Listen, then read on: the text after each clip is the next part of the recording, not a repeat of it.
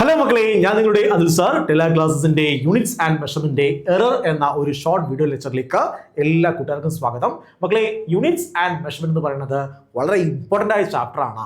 First chapter ആണ്. എനിക്കറിയാം നിങ്ങളെല്ലാം വളരെ ആർജവത്തോടു കൂടി വളരെ എനർജറ്റിക് ആയിട്ട് പഠിക്കുന്ന ചാപ്റ്റർ ആയിരിക്കും യൂണിറ്റ്സ് ആൻഡ് മെഷർമെന്റ്. അപ്പോൾ ഈ ചാപ്റ്ററിന്റെ വെയിറ്റേജും കൂടുതലാണ്, പക്ഷേ കോണ്ടന്റ് വൈസ് വളരെ കുറച്ച് കോണ്ടന്റ് മാത്രമുള്ള ഒരു ചാപ്റ്റർ ആണ് യൂണിറ്റ്സ് ആൻഡ് മെഷർമെന്റ്. എടുത്തു പറഞ്ഞു കഴിഞ്ഞാൽ പ്രധാനമായിട്ടും മൂന്ന് ടോപ്പിക്ക് മാത്രമേ യൂണിറ്റ്സ് ആൻഡ് മെഷർമെന്റിൽ സ്ഥിരമായി ക്വസ്റ്റ്യൻ ചോദിക്കത്തുള്ളൂ. ഒന്ന് പറയുന്നത് സിഗ്നിഫിക്കൻറ്റ് ഫിഗേഴ്സ്, അതുപോലെ റൗണ്ടിങ് ഓഫ്, എറേഴ്സ്, അതുപോലെ ഡയമെൻഷൻ അനാലിസിസ്. മറ്റൊരു ടോപ്പിക് ഉണ്ട്, അത് നമ്മളെ മെഷറിംഗ് ഇൻസ്ട്രുമെന്റ്സുമായി ബന്ധപ്പെട്ടതാണ്. വെർനിയർ കാലിപ്പറും സ്ക്രൂ ഗേജും പഠിക്കാനുണ്ട്.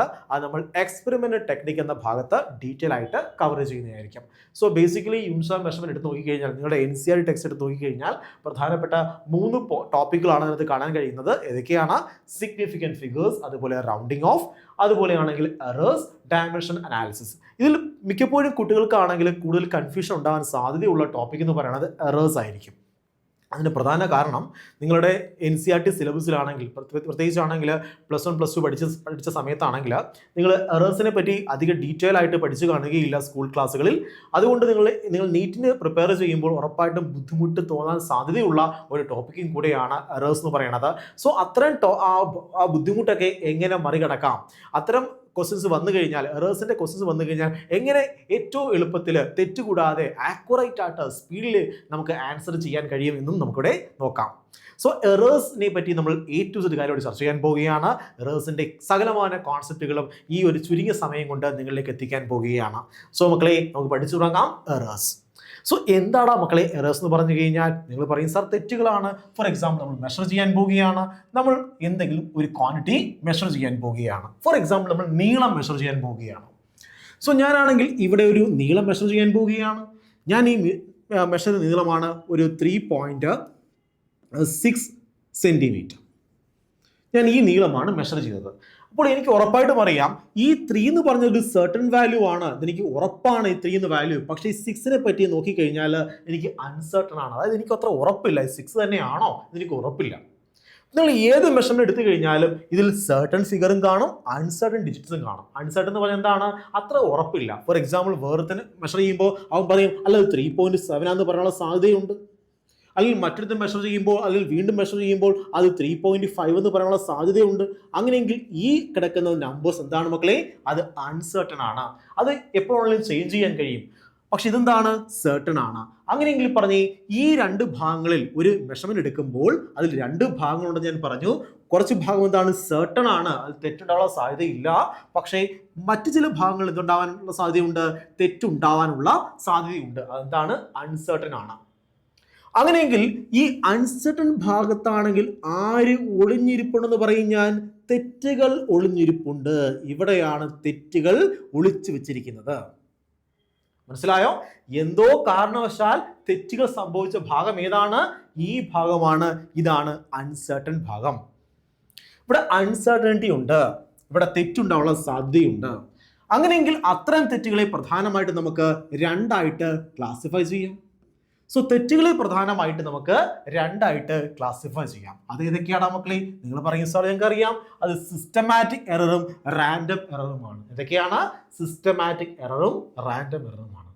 അപ്പോൾ ഞാൻ ചോദിക്കും മക്കളെ, എന്താണ് സിസ്റ്റമാറ്റിക് എറർ? അപ്പോൾ നിങ്ങൾ പറയും സാർ സിസ്റ്റമാറ്റിക് എറർ എന്ന് പറഞ്ഞാൽ ആ പേരിൽ തന്നെയുണ്ട്, സിസ്റ്റമാറ്റിക് ആണ്. എനിക്കറിയാം ഈ തെറ്റ് എങ്ങനെയാണ് മെഷർമെന്റിൽ കടന്നു കൂടിയതെന്ന് എനിക്കറിയാം.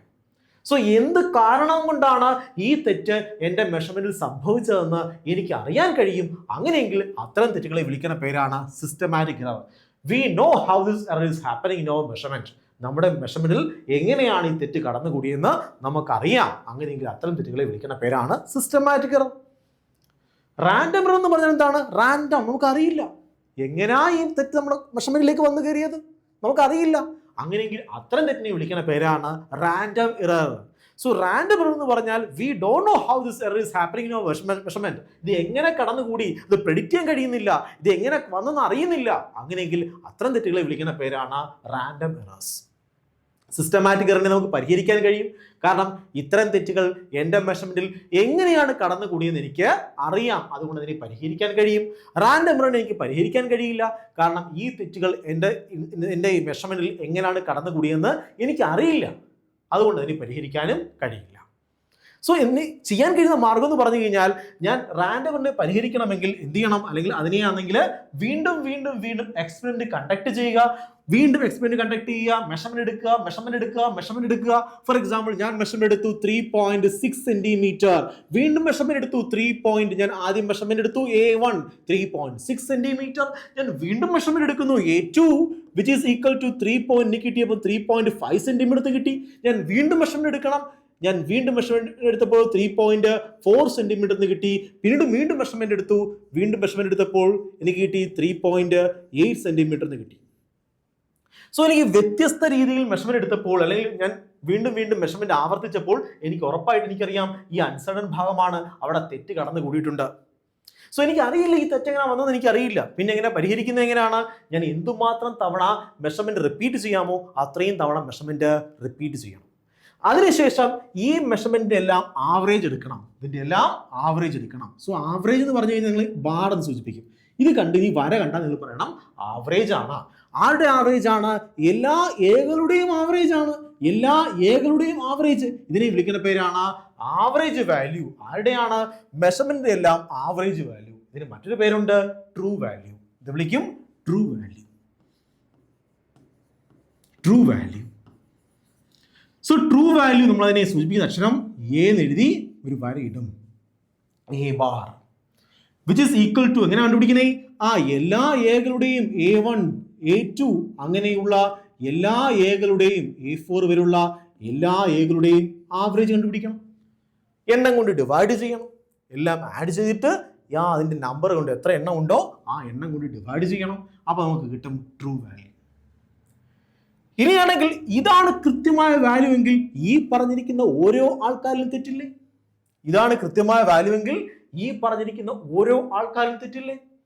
അങ്ങനെയെങ്കിൽ ഈ ഓരോ ആൾക്കാരും തെറ്റുണ്ട്. ഞാൻ എക്സാമ്പിൾ പറയുകയാണ്. എനിക്ക് ഇതിന് ആൻസർ കിട്ടിയത് 3.6 ആൻസർ കിട്ടി. 3.6 സെന്റിമീറ്റർ ആൻസർ കിട്ടി. ഓക്കെ, ഇതിന് ആൻസർ ഇങ്ങനെ കരുതിക്കും. 3.6 സെന്റിമീറ്റർ ആണ് എനിക്ക് കിട്ടിയ ആൻസർ എന്ന് കരുതിക്കും.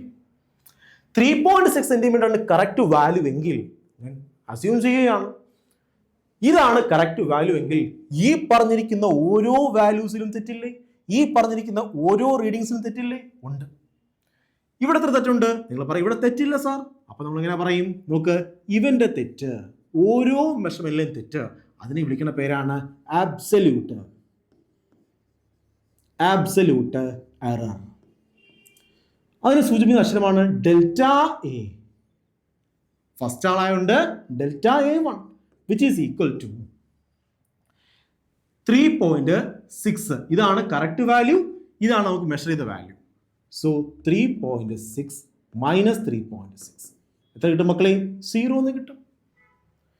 ഇനിയാണെങ്കിൽ ഞാൻ ചോദിക്കുകയാണ്, അടുത്തവും പറഞ്ഞു ഇവിടെ നമുക്ക് വിചാരിച്ചു 3.7 എന്ന് കരുതിക്കും. 3.7 എന്ന് കരുതി, ചുമ്മാ കരുതിയോ? 3.7 എന്ന് കരുതിക്കും.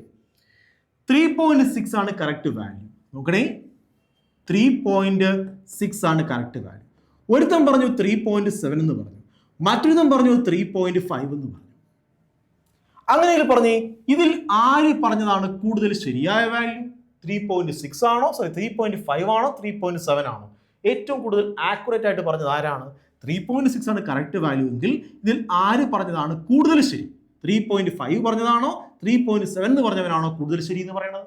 അപ്പോൾ നിങ്ങൾ പറയും സാർ അങ്ങനെ പറയാൻ കഴിയില്ല, ഇവിടെയാണെങ്കിൽ ഒരു 0.1ന്റെ കുറവുണ്ട്, പക്ഷേ ഇവിടെ ഒരു 0.1 കൂടുതലുമാണ്.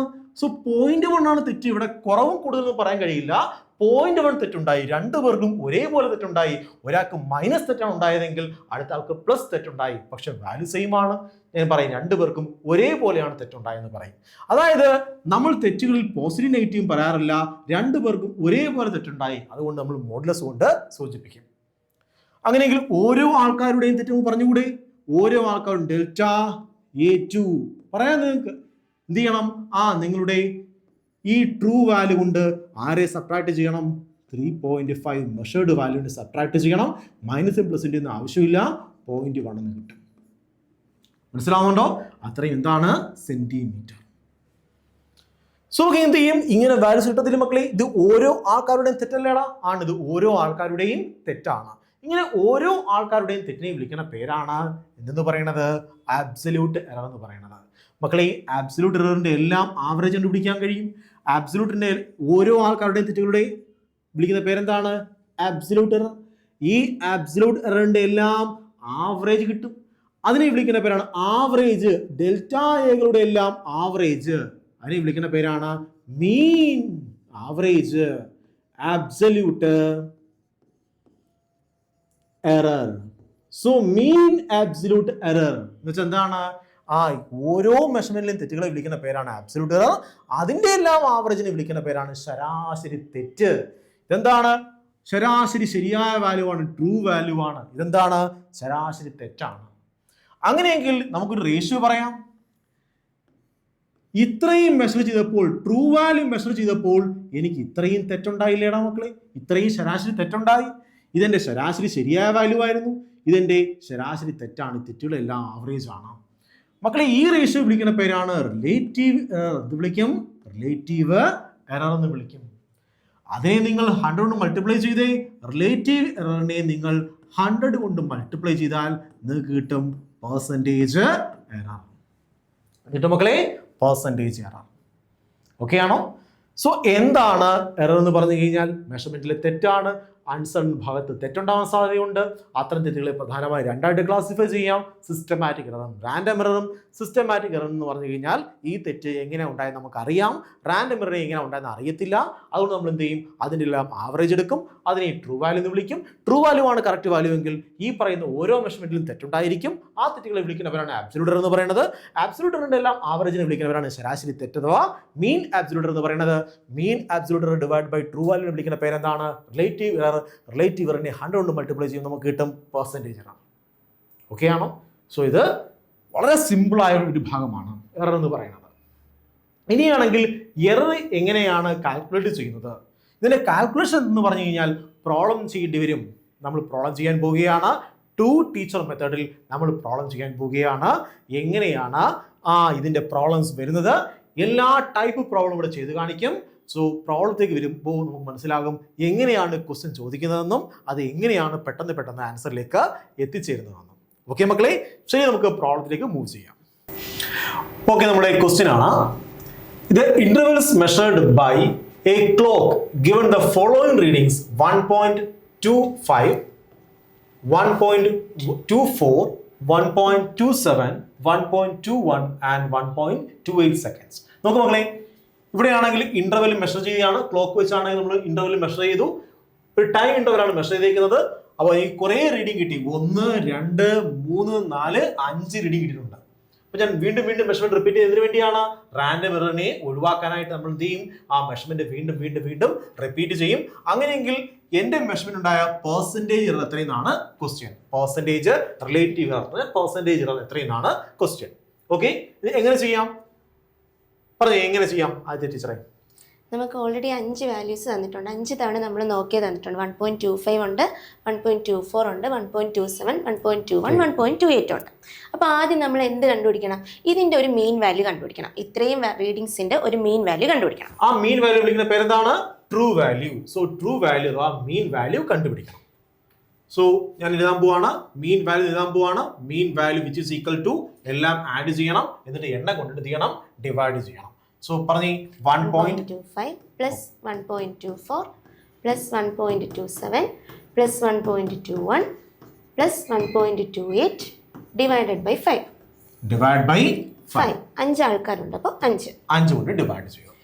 ഇനി ഇതെല്ലാം കൂടെ കൂട്ടുമ്പോൾ നമുക്ക് എത്ര കിട്ടും? 6.25 എന്ന് കിട്ടും. Okay, divide by 5. അപ്പോൾ എത്ര കിട്ടും? 1.25. അപ്പോൾ നമുക്ക് എ മീൻ കിട്ടി. മീൻ വാല്യൂ കിട്ടി. എത്രയാ? 1.25 എന്ന് കിട്ടി. ശ്രദ്ധിക്കണം, ട്രൂ വാല്യൂടൊപ്പം എന്തുണ്ട്? നമ്മളുടെ യൂണിറ്റും ഉണ്ട്. അടുത്തെന്താണ്? അടുത്ത് നമ്മൾ കണ്ടുപിടിക്കാനുള്ളത് നമുക്ക് ഇതാണ് കറക്റ്റ് വാല്യൂ എങ്കിൽ, ഇതാണ് നമ്മുടെ കറക്റ്റ് വാല്യൂ എങ്കിൽ ഈ പറഞ്ഞിരിക്കുന്ന ഓരോ വാല്യൂവിലും എന്തുണ്ട് മക്കളെ? തെറ്റുണ്ട്. ആ തെറ്റിനെ വിളിക്കുന്ന പേരെന്താണ്?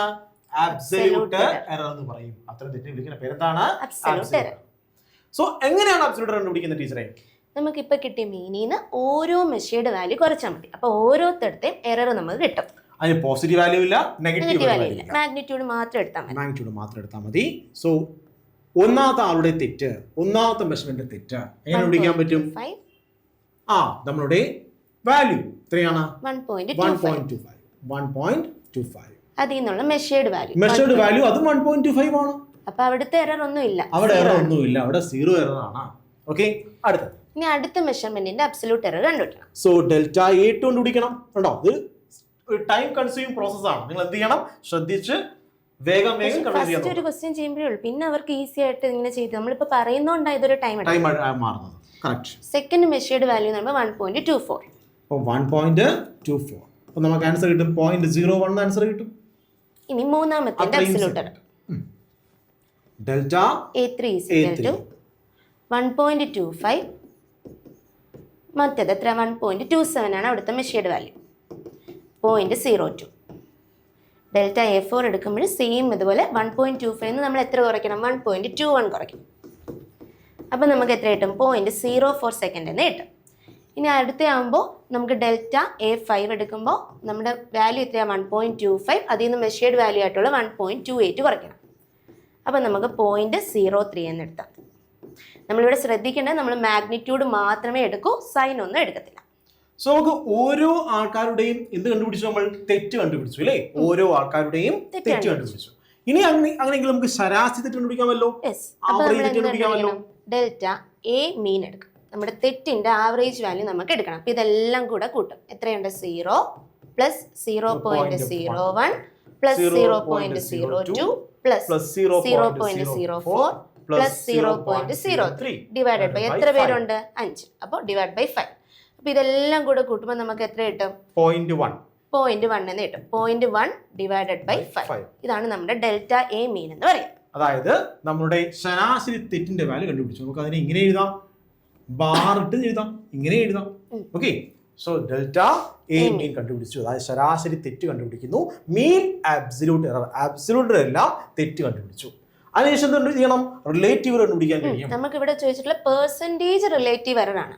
അപ്പൊ നമുക്ക് ഒറ്റ സ്റ്റെപ്പിൽ തന്നെ കണ്ടുപിടിക്കാം. റിലേറ്റീവ് എററിന്റെ കൂടെ ഒരു 100 മൾട്ടിപ്ലൈ ചെയ്താൽ മതി. അപ്പൊ പെർസെന്റേജ് റിലേറ്റീവ് എറർ ചോദിക്കുമ്പോൾ നമ്മൾ എന്ത് ചെയ്യും? ആദ്യം നമ്മുടെ ഇക്വേഷൻ നമുക്ക് എഴുതാം. Delta A mean divided by A mean into 100.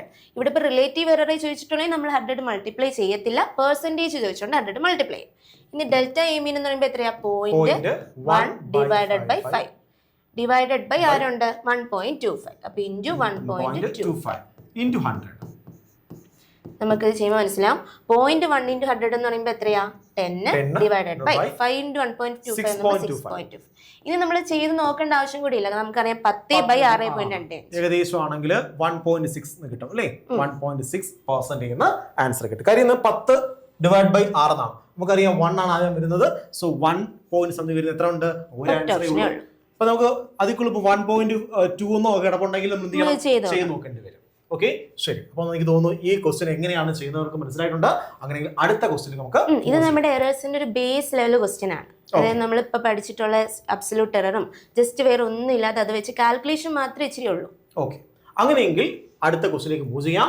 Next question മക്കളെ, ഇവിടെ അടുത്ത ക്വസ്റ്റ്യൻ ആണ്. The period of oscillation of A simple pendulum in the experiment is recorded as 2.63 second, 2.56 second, 2.42 seconds, 2.71 second and 2.80 second. Find the average absolute error. എനിക്ക് തോന്നുന്നു നമ്മൾ നേരത്തെ ചെയ്ത same മോഡലാണ് അല്ലേ? പക്ഷെ അത്രയും ചെയ്യാനില്ല. നമുക്ക് നേരത്തെ എന്ത് കണ്ടുപിടിക്കണം? റിലേറ്റീവ് എറർ കണ്ടുപിടിക്കണം. ഇവിടെ നമുക്ക് അബ്സല്യൂട്ട് എററിൽ വെച്ച് സ്റ്റോപ്പ് ചെയ്യാം. അപ്പൊ മീൻ അബ്സല്യൂട്ട് എറർ കണ്ടുപിടിച്ചാലും മതി. അതായത് നമ്മുടെ ഓരോ തെറ്റുകളുടെയും ആവറേജ് എടുത്താൽ മാത്രം മതിയാകും. അപ്പോൾ നിങ്ങൾ എനിക്ക് തോന്നുന്നു വീഡിയോ പോസ് ചെയ്യണം, സ്വന്തമായിട്ട് ചെയ്യാൻ നോക്കണം.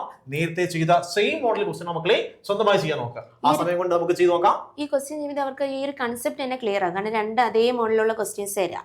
നമുക്ക് എന്തായാലും ചെയ്യാം. ശരി, നമുക്ക് എന്തായാലും ചെയ്യാം. സോ ബേസിക്കലി നമുക്കാണെങ്കിൽ ട്രൂ വാല്യൂ കണ്ടുപിടിക്കണം. ശരിയാണോ? കുറേ മെഷർമെന്റ് ഉണ്ട്. ആ കുറേ മെഷർമെന്റ് തന്നു കഴിഞ്ഞാൽ ആദ്യം എന്ത് ചെയ്യണം? അതിന്റെ മീൻ വാല്യൂ അഥവാ ട്രൂ വാല്യൂ കണ്ടുപിടിക്കണം. സോ A മീൻ ആണ് ആദ്യമേ കണ്ടുപിടിക്കേണ്ടത്. നമുക്ക് A മീൻ എഴുതാം, അല്ലെങ്കിൽ A ബാർ എന്ന് എഴുതാം, which is equal to ഓരോ മെഷർമെന്റും ആഡ് ചെയ്യണം, അവരുടെ എണ്ണം കൊണ്ട് ഡിവൈഡ് ചെയ്യണം. ഒന്ന് പറഞ്ഞു തരാമോ? 2.63 63 plus 2.56 56 plus 2.42 42 plus 2.71 71 plus 2.8 okay divided by 5 പേരുണ്ട് അപ്പോൾ 5 5 കൊണ്ട് ഡിവൈഡ് ചെയ്തു. ഇതെല്ലാം കൂട്ടുമ്പോഴത്തേക്ക് നമുക്ക് എത്ര കിട്ടും? 13.12 എന്ന് കിട്ടും. അതായത് 13.12 ഡിവൈഡഡ് ബൈ 5 എന്ന് കിട്ടും. അപ്പൊ നമുക്കിത് ചെയ്യുമ്പോൾ എത്ര കിട്ടും? 2.624 സെക്കൻഡ് എന്ന് കിട്ടും. ഇനി നോക്കണം മക്കളെ, 2.624 എന്ന് കിട്ടിക്കഴിഞ്ഞാൽ നമുക്ക് ഇവിടെയാണെങ്കിൽ പോയിന്റ് കഴിഞ്ഞ് എത്ര സ്ഥാനങ്ങളുണ്ട്? 3 സ്ഥാനങ്ങളുണ്ട്. നമുക്കറിയാം ഈ മെഷർമെന്റിലുണ്ടായ പ്രിസിഷൻ എന്ന് പറയുന്നത്, നമുക്ക് നമ്മുടെ ഈ ഇൻസ്ട്രുമെന്റിലുണ്ടായ പ്രിസിഷൻ എന്ന് പറയുന്നത് പോയിന്റ് കഴിഞ്ഞ് 2 സ്ഥാനം മാത്രമേ ഈ വാച്ചിന് തരാൻ കഴിയുള്ളൂ. നിങ്ങൾക്ക് ഒരിക്കലും ആവറേജ് ചെയ്യുമ്പോൾ പോയിന്റ് കഴിഞ്ഞ് 3 സ്ഥാനം തരാൻ കഴിയുന്ന ഒരു വാച്ച് ഉണ്ടാക്കാൻ കഴിയത്തില്ല. അതായത് എത്രയാണോ നിങ്ങളുടെ ഇൻസ്ട്രുമെന്റ് പ്രിസിഷൻ അത്രയും മാത്രമേ ആൻസറിലും പ്രിസിഷൻ കാണാവൂ, കൃത്യത കാണാവൂ. അതായത് ഇവിടെ പോയിന്റ് കഴിഞ്ഞ് എത്ര സ്ഥാനമുണ്ടോ അത്രയും സ്ഥാനം ഉണ്ടാവാൻ പാടുള്ളൂ. അതായത് നമ്മൾ ഇതിനെ റൗണ്ട് ഓഫ് ചെയ്ത് 2-ലാക്കണം. അതുകൊണ്ടാണ് ഞാൻ ഇവിടെ 2.8 എന്നല്ല 2.80 എന്ന് എഴുതിയത്. കാരണം എന്താണ്, അവിടെ പറഞ്ഞു തന്നിട്ടുണ്ട് അടുത്തൊരു സ്ഥാനം കൂടെ 0 ആണെന്ന് പറഞ്ഞു തന്നിട്ടുണ്ട്. അപ്പോൾ എനിക്കാണെങ്കിൽ ഈ അവസാനം കിടക്കുന്ന ഡിജിറ്റിനെ വേണ്ട, എനിക്ക് പോയിന്റ് കഴിഞ്ഞ് 2 സ്ഥാനം മതി. അപ്പം ഈ അവസാനം കിടന്ന ഡിജിറ്റ് 5-നേക്കാളും കുറവായതുകൊണ്ട് നമുക്ക് വെറുതെ എന്ത് ചെയ്യാം? അതിനെ ക്യാൻസൽ ചെയ്ത്. ഇത് ഇൻ കേസ് 5-നേക്കാളും കൂടുതലാണെങ്കിൽ നമ്മൾ എന്ത് ചെയ്യണം? ഇതിനെ എന്ത് ചെയ്യണം? ഒരു 1 കൊണ്ട് ആഡ് ചെയ്യേണ്ടി വരും. അപ്പം 2.62 സെക്കൻഡ് ആണ് എന്റെ ട്രൂ വാല്യൂ. മക്കളെ, ഇത് ട്രൂ വാല്യൂ ആണെങ്കിൽ ഈ പറയുന്ന ഓരോ മെഷർമെന്റിൽ എന്തുണ്ട്? തെറ്റുകളുണ്ട്. അങ്ങനെയെങ്കിൽ ആ തെറ്റുകൾ വിളിക്കുന്ന പേരാണ് അബ്സല്യൂട്ട് എറർ. അപ്പോൾ ഓരോരുത്തർ ഇത് അബ്സല്യൂട്ട് എറർ നമുക്ക് കണ്ടുപിടിക്കുമെങ്കിലല്ലേ നമുക്ക് മീൻ വാല്യൂ എടുക്കാൻ പറ്റും. അപ്പോൾ ഡെൽറ്റ A1 എടുത്ത ഫസ്റ്റ് വാല്യൂ എത്രയാ? 2.63. അതിൽ നിന്ന് ആരെ കുറയ്ക്കണോടാ? 2.62 കുറയ്ക്കണം. അപ്പൊ നമുക്ക് എത്ര കിട്ടും? ഫസ്റ്റ് വാല്യൂവിന്റെ എറർ എന്ന് പറയുന്നത് 0.01 സെക്കൻഡ് എന്ന് കിട്ടും. ഇതൊക്കെ തിരിച്ചും മറിച്ചും ചെയ്യാൻ കഴിയും. നിങ്ങൾക്ക് ഇതിൽ നിന്ന് ഇത് കുറയ്ക്കാൻ കഴിയും, അതുപോലെ ഇതിൽ നിന്ന് ഇത് കുറയ്ക്കാൻ കഴിയും. മാഗ്നിറ്റ്യൂഡ് മാത്രം എടുത്താൽ മതി. ഓക്കെ. ഇനി അടുത്ത ഡെൽറ്റ A2 എടുക്കുമ്പോഴോ നമുക്ക് ഇതിൽ നിന്ന്, അതായത് 2.62 നിന്ന് ഏത് കുറയ്ക്കണം? 2.56 കുറയ്ക്കണം. അപ്പൊ എത്ര കിട്ടും? നമുക്ക് 0.06 സെക്കൻഡ് എന്ന് കിട്ടും. ഓക്കെ അല്ലേ? ഇനി അടുത്ത എടുത്താലോ, ഡെൽറ്റ A3 എടുത്താൽ 2.62 നിന്ന് ഏത് കുറയ്ക്കണം? 2.42 കുറയ്ക്കണം. 2.42 കുറയ്ക്കുമ്പോൾ നമുക്ക് എത്ര കിട്ടും? പറഞ്ഞേ, നമുക്ക് 0.2 സെക്കൻഡ് എന്ന് കിട്ടും. അടുത്തത് ഫോർത്തിന്റെ അടുത്ത് കണ്ടുപിടിക്കുമ്പോൾ delta A4 is equal to 2.62 നിന്ന് ഫോർത്ത് മെഷേർഡ് വാല്യൂ എത്രയാ? 2.7. അത് ചെയ്യുമ്പോൾ നമുക്ക് എത്ര കിട്ടും? 0.09 സെക്കൻഡ് എന്ന് കിട്ടും. അടുത്തത് നമ്മുടെ ലാസ്റ്റ് ഇതാണ് ഡെൽറ്റ A5. ഡെൽറ്റ A5 എടുക്കുമ്പോൾ 2.62 നിന്ന് ലാസ്റ്റ് മെഷർ ചെയ്തപ്പോൾ നമുക്ക് കിട്ടിയത് എന്താ? 2.80. അത് കുറയ്ക്കുമ്പോൾ നമുക്ക് 0.18 സെക്കൻഡ് എന്ന് കിട്ടും. അപ്പം നമുക്ക് ഓരോരുത്തരുടെ എന്ത് കിട്ടി? എറേഴ്സ് കിട്ടിക്കഴിഞ്ഞു. 0.01, 0.06, 0.2, 0.09, 0.18. ഇനി ഇതിന്റെ എല്ലാം ആവറേജ് കണ്ടുപിടിക്കാൻ നമുക്ക് എന്ത് കിട്ടും? ആവറേജ് അബ്സല്യൂട്ട് എറർ കിട്ടും. അതേ ഉള്ളൂ നമുക്ക് കണ്ടുപിടിക്കാം. നേരത്തെ നമ്മൾ റിലേറ്റീവ് ഒക്കെ എടുക്കണമായിരുന്നു. അപ്പോൾ അതിന്റെ ആവശ്യമില്ല. ഇതിന്റെ എല്ലാം ആവറേജ് കണ്ടുപിടിച്ചാൽ മതി. അപ്പോൾ ആവറേജ് കണ്ടുപിടിക്കുമ്പോൾ എത്ര ആൻസർ കിട്ടും? പറഞ്ഞേ. 0.01 okay plus 0.06 plus 0.2 plus 0.09 plus 0.2 okay plus 0.09 okay plus 0.18 divided by എത്ര പേരാ ഉള്ളത്? 5 ഡിവൈഡഡ് ബൈ 5. ഓക്കെ. ഇത് ചെയ്യുമ്പോൾ നമുക്ക് കിട്ടും 0.54 ഡിവൈഡഡ് ബൈ 5. ചെയ്ത് നോക്കണം മക്കളെ. നമുക്ക് കിട്ടും 0.108. ഓക്കെ. സിമിലാരിറ്റി 0.108 നമ്മൾ എഴുതാൻ കഴിയില്ല. കാരണം എന്താണ്? പോയിന്റ് കഴിഞ്ഞ് വീണ്ടും പറയണം. പോയിന്റ് കഴിഞ്ഞ് ഇവിടെ എത്രയേ ഉള്ളൂ? 2 സ്ഥാനം മാത്രമേ പറയാൻ പാടുള്ളൂ. അതായത് ഈ 8നെ അവോയ്ഡ് ചെയ്യണം. എങ്ങനെ അവോയ്ഡ് ചെയ്യും? ഒന്നും കൂടെ ആഡ് ചെയ്യേണ്ടി വരും. ഇവിടെ നമ്മൾ നോക്കുമ്പോൾ 8 എന്ന് പറയുന്നത് എന്താ? 5-നേക്കാളും വലുതാണ്. അപ്പൊ നമ്മൾ എന്ത് ചെയ്യും? ബിഫോർ ഡിജിറ്റിൽ എന്ത് ചെയ്യും? ഒന്ന് ആഡ് ചെയ്യും. അപ്പൊ നമുക്ക് ആൻസർ കിട്ടും 0.11 സെക്കൻഡ് എന്ന് കിട്ടും. So answer 0.11 second. Option D ആയിരിക്കും നമ്മുടെ ആൻസർ. ഓക്കെ. ശരി മക്കളെ, ഇതുപോലുള്ള ധാരാളം ക്വസ്റ്റ്യൻസ് ഇനിയുണ്ട്. ഇത്രയും ക്വസ്റ്റ്യൻസ് ഒക്കെ നമ്മൾ അടുത്ത വീഡിയോയിലേക്ക് ഇൻക്ലൂഡ് ചെയ്തിരിക്കുകയാണ്. ആ വീഡിയോയിലാണെങ്കിൽ നമ്മൾ കൂടുതൽ എറേഴ്സിന്റെ കൂടുതൽ ക്വസ്റ്റ്യൻസ് ഡിസ്കസ് ചെയ്യുന്നതായിരിക്കും. So have a nice study. By.